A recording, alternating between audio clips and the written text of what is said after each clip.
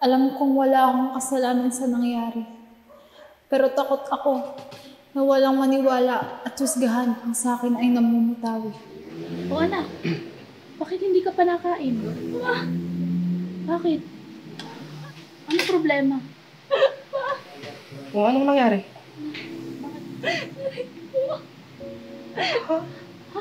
Narinig po ako! Bakit ngayon mo lang sinabi? Sino may gawa nito sa'yo? Hindi ko alam kung paano nangyari. Hindi natin papalampasin to. Magbabayad ang lalaki na yan. Tulong kayo. Pa!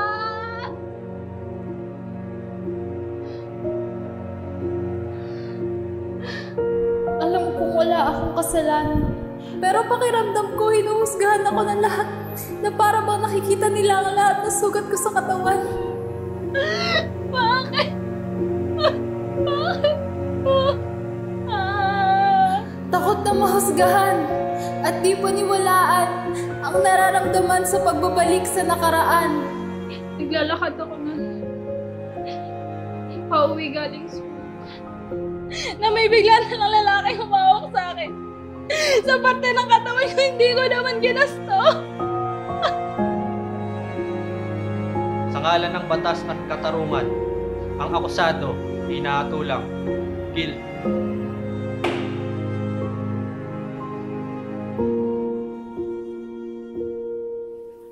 Akala ko, maintindihan nila. Akala ko, may maniniwala. Pero, Narip ako, pre. Narip ka ng bading? Oo nga, paano nangyari? 12.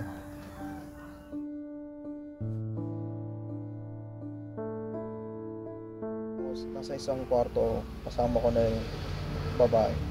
Nirip ka ng babae? Di yun rape, pre! Oo nga, pre, gagi, congrats! Napakaangas mo talaga. Kung ako sa'yo, pre, enjoyin ko na lang yun. Di ba pa na? Toy, huwag na tayo maglokohan dito. Alam naman natin walang nangyari sa inyo. Pati, kung may nangyari man sa inyo, malabong rape yan. Baka mamaya nag-enjoy ka pa eh. Ha? Nagsasabi ka ba ng totoo? Hindi sa hinuhusgahan kita ha? Pero hindi ba't ginusto mo din ang nangyari? Hindi! Hindi ko ginusto to. Hindi ko ginustong mangyari to. Hindi ba kami maaaring maging biktima? Hindi ba kami pwedeng makaramdam ng parehong sakit at trauma? Kung alam lang sana nila.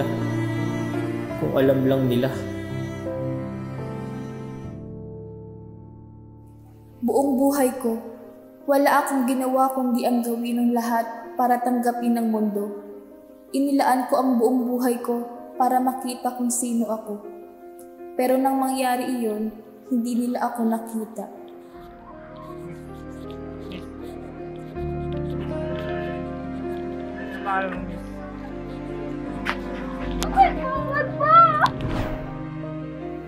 Ang nakita nila ay isang target, isang taong maaaring maging biktima.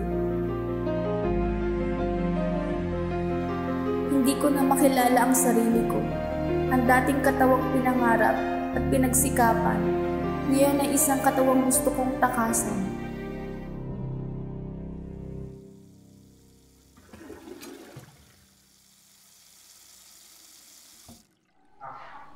Babe, kailan mo ba? Yan naman yan. Narinig ko na isang araw. Ganun ka lang siya, babe. Babe, yung transgender, narinig ko yung of the night ng prom. Ano na? Babe, na-rape siya. Na-rape! Naniwala ka naman. Hindi ba yung talaga gusto nila? Yahanan pa rin okay. Alam mo, tara naman, na-rape na tayo.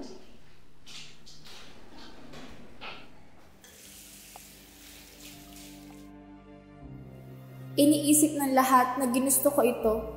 Hinuhusgahan hindi lang dahil sa nangyari, kundi dahil sa kung sino ako. Alam kong hindi lang ako ang may pinaglalaban. Ang aming tanging hangad ay mabigyan ng katarungan. Marahil natabunan ng aming mga boses dahil sa mga taong mababaw ang isipan. Hindi kami papayag na husgahan base sa aming pinagdaanan. Sama-sama naming babasagin ang katahimikan hanggang sa mapakinggan. May mga markang iniwan ng nakaraan na hindi mabubura. Ngunit sa tulong ng isa't isa, maaari tayong magpinta ng mas makulay at ligtas na bukas.